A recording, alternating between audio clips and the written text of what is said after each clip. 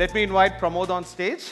And Pramod, I thought we could probably get into some sort of a conversation, like one of those many conversations that I have, just that I don't have a notebook this time. But may I invite you onto the stage, and yeah, the chairs are coming in. And my hope is that over the next 15, 20 minutes, and I'll be honest on time, to sort of ask Pramod to explain some of these aspects, and then also have an opportunity for Pramod to answer some of the questions that some of you may have as a way to sort of get the ball rolling. Does that work? Yeah? Thank you so much.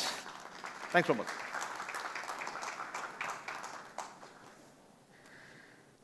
Good stuff. All right.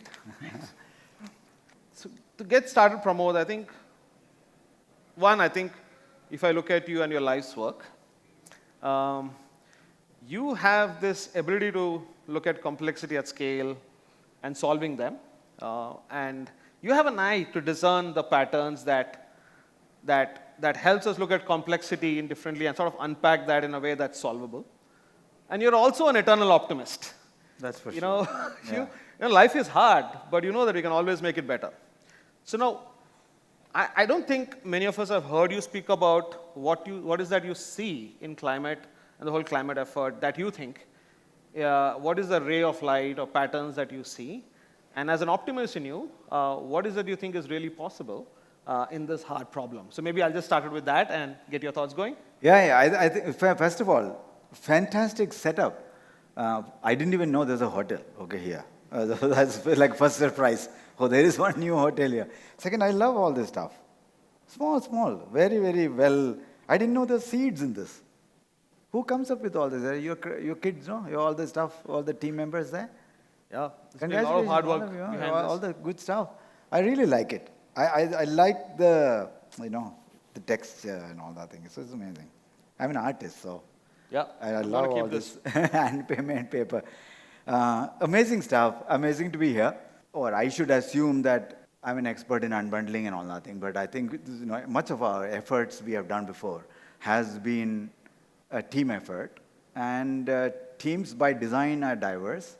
So when diverse people come with bold intent, some audacious, crazy stuff, I think people tend to think outside their comfort zone and design. And just happen to be part of that journey, right? So, but I'm a computer scientist. So, and building, and all through my life, and especially with a PhD and so on, you tend to have a way of abstraction, way of thinking abstraction. So I think that's something which you practiced, building a really large system.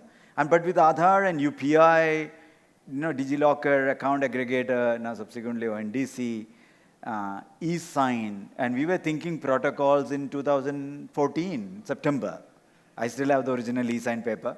Yeah, maybe we should NFT one of these days. Some of those documents, original documents, we just think about, why should a protocol work? Why should market players and many other people need to become a node in a larger interconnected ecosystem? But this particular topic, I'm very new, and I think there's a lot more expertise here accumulated in this, so we should simply learn. Two issues that we are facing with climate action, broadly speaking, is that much of what we do, much of what we built in the industrial era, notions, much of everyday stuff we do, all have implications to climate. So you take any industry, you take any lifestyle, you take transportation, you take energy, you take circular economy or reuse, you take agriculture, many conversations we have had before. You touch anything.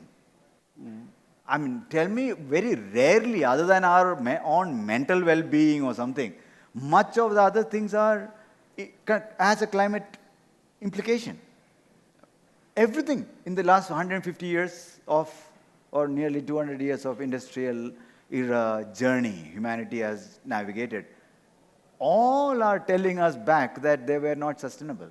Everything we have done is not balancing the value of environment, value of nature was not included in the economics of growth.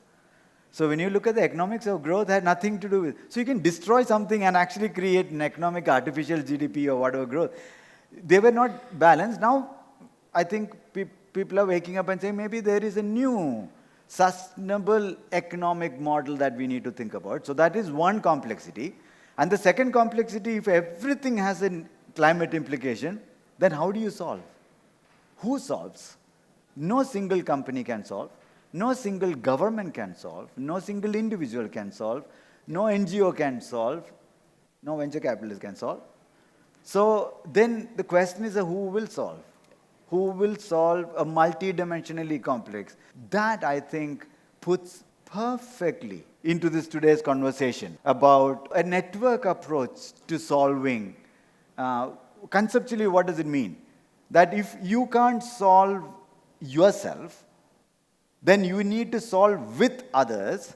Then it puts in something called a coordination problem. You bring the coordination problem, right? You need to discover the counterparty, you need to trust the counterparty, you need to be able to transact with the counterparty, and it has to be economically feasible and viable, economically viable to run that. So everything what we talk about requires coordination, especially climate, because climate is not you can't set up climate.com and actually solve.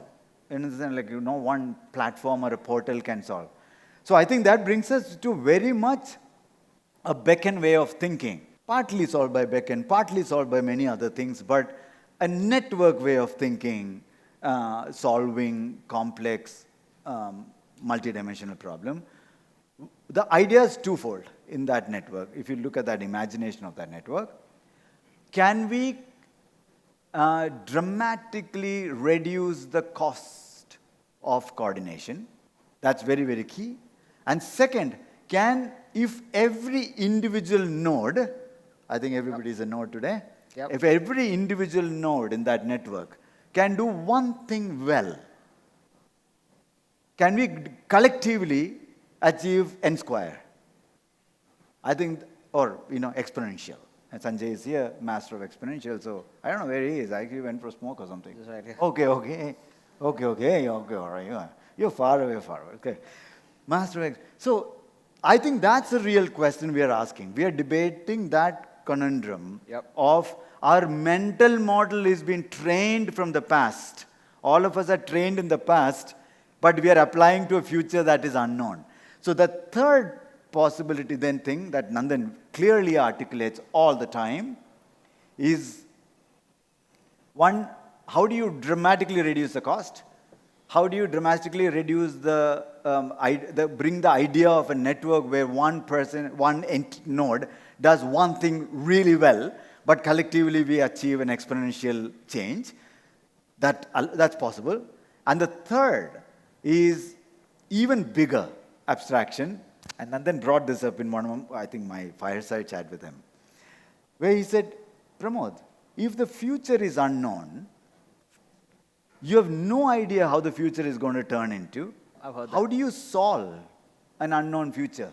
Solution thinking requires problem understanding. If the problem itself is not fully understood, a problem is of the future. 2030, what would be the problem? We don't know. So if you don't know the problem, what do you solve? So the question we have to ask is that what underlying infrastructural pieces of the puzzle or the building blocks and capabilities we will induce into these nodes, not today, so that we can fungibly reorganize ourselves in the future. And this is very, very key, because we don't know how those solutions will look like. Today's solutions, and someone very wise, who I'm going to meet 2 days later, he said, Pramod, today's problems were yesterday's solutions. Remember this. Someone like us, or sometime us only, okay, because we are old enough, in 2010, we sat and designed, or 2005, we sat and designed a system perfectly thinking that's the right way to do. Today, we are thinking, look, that's a stupid way to do, right? I mean, we only, like our Pramod minus age. So we are actually, so it's very incorrect to say the past was wrong. Yep.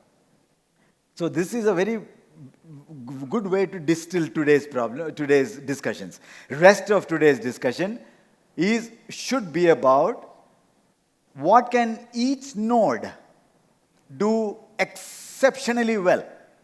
And collectively we achieve exponential change. Second, how do you dramatically reduce the cost of coordination? Third, what are the underlying capabilities we'll induce into the node and process and the rigor, process and the setup, so that you can reshape and recompose newer solutions and possibilities to an unknown future. Okay, that's very, very key. Yeah. It's abstract, but Friday evening, right? Friday morning, I think it's okay, right? Anyway, we're going to go drink or something in the evening, so it's okay, yeah. No, I think it's necessarily abstract, and we have the whole day to sort of manifest this thinking into and tomorrow Nandan is multiple coming, ways. so hopefully you'll get to ask him, I think, some question. Whatever I can't answer, I'll park it for him. So, Pramod, there's no way I can articulate what you just said, but I'm going to just pick up a few things from there. Ask this, kind of push you back a little bit and say, of course, coordination. The problem is undefined and problem is evolving. So how do we think of a way of solving this index to the future, not to the past, if it's my way of looking at what you just said. But why open networks is a way of doing that? And do you really think it's something vital or necessary? You always say, why is this a necessary? It's a necessary condition. It cannot be sufficient for sure. But is it a necessary condition? Is that way of bringing this together, is it necessary, especially in the whole climate effort? There's some tech bias in my way of thinking, definitely. But nevertheless, look at it. We are a network. Yep. Inherently, universe uses a network, our species are networked, humanity is networked, everything is, we do. So we live in a network already. The question we are asking is, today the network interacts, transacts, trusts, all in a very high cost, fragmented, inefficient fashion. Because you can only trust with people who you know physically. You can only trust the paperwork that they show. So there are two elements to what we have been thinking. And this is actually we apply to the last 15 years. And you can see that even when we played out UPI, or other earlier days, and DigiLocker, huge play. We have not even begun with DigiLocker. I keep saying, there's a big DigiLocker 2.0 yet to arrive. It's because if you apply, assume we are in a network, not assume, we are in a network, we do interact, transact, trust between two nodes already. That's a reality. We already do. So we are not asking why network. It's a stupid question. We are a network. Right. We live in a network. We are asking an alternate question. How do we make this network, make it high performance, high trust, highly efficient network, so that the cost of knowledge dissemination, cost of trust, and cost of processing, and cost of interactions and transactions dramatically plummets. If that plummet, the same network will interact and transact much better, much more vibrant. Network already exists. So if somebody is saying, oh, we don't need a network, we are a network. So that's a stupid argument anyway to make. So we are already on a network. We already find business to trade. We already find people to interact with. You as a company have, how many contracts you have signed? Just to run the 10 people or 15 people team, right? So everybody is in a network and interacting and transacting and exchanging economic goods and other things with everybody else. Question is not whether we need a network. We are a network. Okay. How do we convert these network interactions, network trust, and network exchanges into a high efficient, high trust, low cost? If that's not the case, only large companies or large nodes who have capability, capacity, and capital, the 3 C's, can access the grid. Which is why large companies tend to efficiently run their network, the supply chain network. Small companies are fragmented, broken, high cost. Okay, whatever, right? You live. That's exactly is the learning that we went through. Cost of KYC in India plummeted from $20 to 10 cents. Cost of money movement plummeted to zero, nearly, right? Cost of trust through DigiLocker. Now we can actually plummet nearly to zero. So I think what does it mean? When that happens, we expand the pie. And that's what we saw. Yep. Massively expand from a 50 million people transacting in 2016 or sub 100 million people transacting in any form or fashion to at least payments going up to 500 million 500 million. 10x growth. 10x growth of transacting people is directly attributable to cost. It's very cost of coordination, cost of exchange, cost of trust, cost of processing, and cost of compliance. And if you put all that thing, nobody can economically run a node if this bloody thing costs too much. Yeah. So they either go bust or they go, few. So they go silo. So you'll create a silo, high-efficient sub-network, but at humanity scale, if you want to create, you need to induce the fundamentals of coordination, trust, cost reduction through technology. Technology to reduce the cost of one node, cost of onboarding, cost of processing, cost of compliance, cost of counterparty trust. What is the other person saying, right? How can I trust that person? That's the cost of one node. And the protocols like Beckn to reduce the cost of coordination. So reduce cost of coordination cost, reduce cost of one node cost through tech. If we can do this, we can do exactly what we do, but in a high performance, highly efficient, high trust, low cost manner. That allows the next 7 billion people and 250 million companies around the world to join in. Great. So I'm going to come back to your other question, just to play a little bit of devil's advocate. But before that, just to stretch on this I think idea. give us enough time, by the way. Okay, so I'll just quickly ask a couple of questions About about. Yeah, no, be mindful of time. Yeah. Maybe I'll just probably take 2 Yeah. questions, and then do we have room for one more question to ask? I'm not sure. Hey, let's go. Yeah. Let's try. So- Let's try. I want to induce some of this thinking, abstract thinking, so the rest of the day becomes a wonderful conversation among this team. Yeah. So one quick question around, do you see this thinking manifesting already? Maybe in energy, in climate data? Yeah. And what is, if you can help us understand, all of us, about how a complex energy grid itself requires a complementary sort of a network thinking around it and solve for this whole green transition at the space. That's one topic, mega topic by itself. Talk about it. So I think one of the things we are seeing is the idea of dramatically reducing the cost and expanding the efficiency of networks, expanding the ability to participate in transaction economy by small companies, small nodes, not big nodes. Big nodes have capability, capacity, and capital, so they can do it. But small nodes. And that's what much of the world actually is small nodes. Actually not the long tail is really small nodes. So your question is, have you seen this? Of course we have seen this playing out in UPI. We are starting to play out in ONDC before some of these guys are here today. We are playing out in Kuza in Kenya. We are playing out in Belém. We are starting to play out in some of them in Europe. Jan is here. Hopefully we'll have some of this conversation as well. So I think this is already happening, but not just backend. What was blockchain world trying to do? Same thing. Although, sometimes you take ideological position and do a little bit of Wild West-ish thing, and it does backfire a little bit and come back, but it doesn't matter. That's what we always, humans push the innovation boundary through wacko experiments, okay? It's good stuff. No different from flying or anything else we have seen before, or Tesla, Nikola Tesla, experiments of electricity, 1800s. Completely wild experiments, but lights a bit, we get AC current because of him. Okay, so it's really important that we look at new age networks that is already playing out.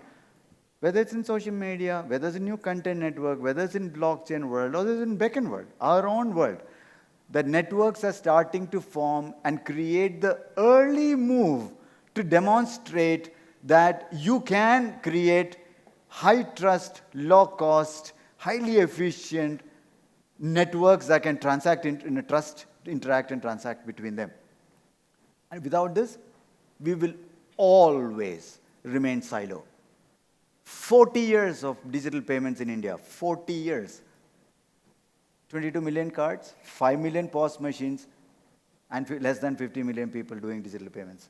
6 years, we have 500 million people doing digital payments, nearly 100 million touch points of accepting.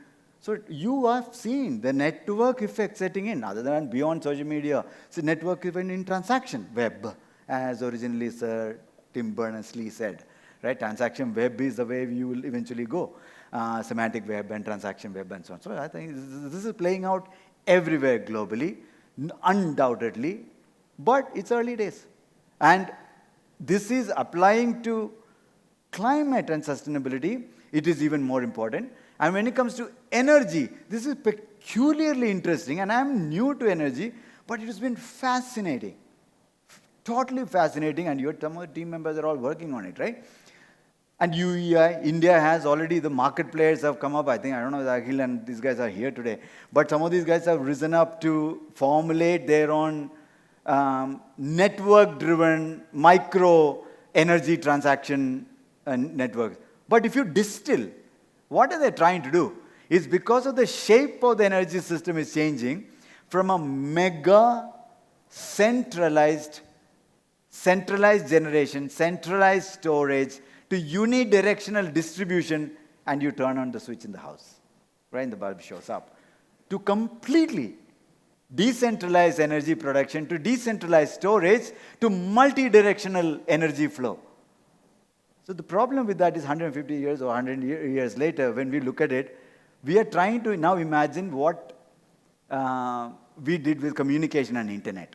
Telecommunication were the physical cables through which the bits and bytes went.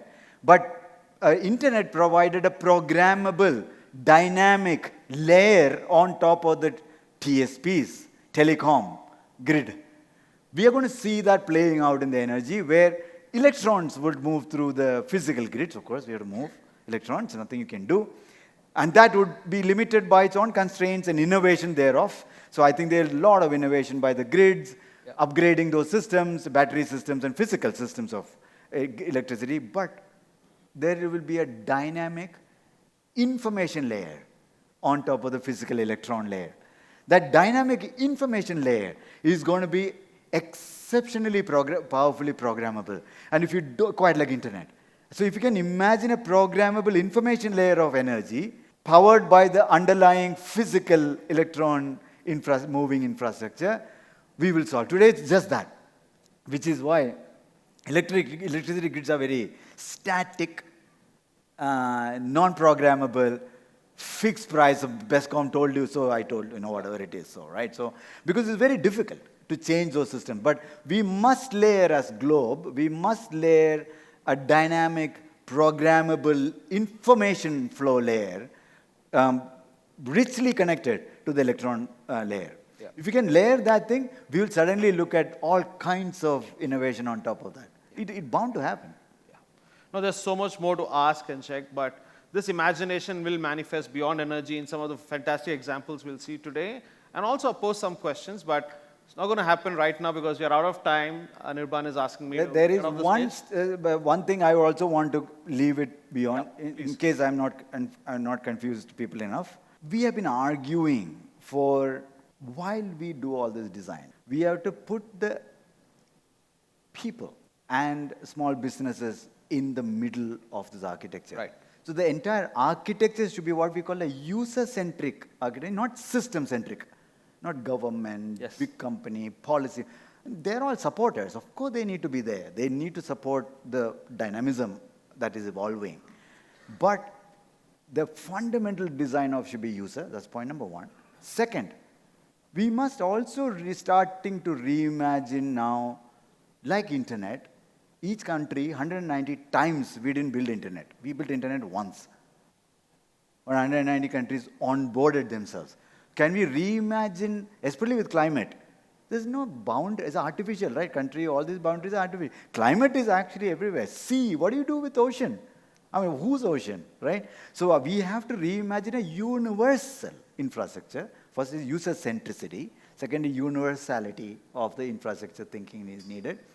And most important, we must design not as a centralized and uniform approach, because local context, diversity varies so much that you can only think about underlying unification and not uniformity and centralization. So what you guys do, what Beckn and the team is looking at, protocol-driven, decentralized approach to that unification is perfectly fit. So you want to, this 3 U's have to play out in everybody's mind. User centricity, universality, and unified and not uniform, right? There's a great set of principles for all of us through the conversations. While we do this, we should not go back to mega power structures. Yeah. Remember? Okay, yeah. There's a great set of principles, as I was saying. Thank you so much. Thank you so much. Have a great day. And I'll sit around and I'm supposed to play a game.